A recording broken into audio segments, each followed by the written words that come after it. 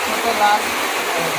अरे सुनील रहा, बारिश हो रहा है इसलिए हम लोग घर में सोए हुए हैं। बहुत तेज बारिश हो रही है, क्या कर सकते हैं।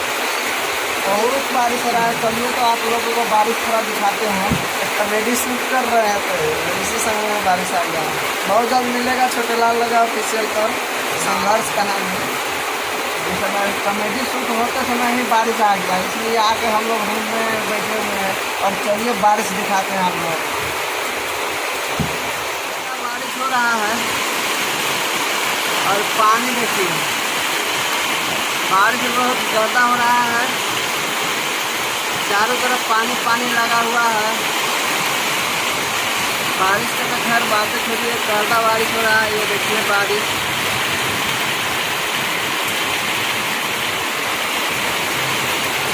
इसीलिए सोचे हैं कि आप लोगों को बारिश थोड़ा दिखा दिया जाए।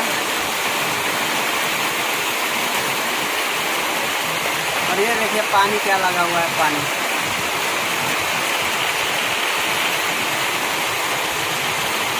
दिखा दिए। और हम लोग सोए हुए हैं आराम से 3 बजे।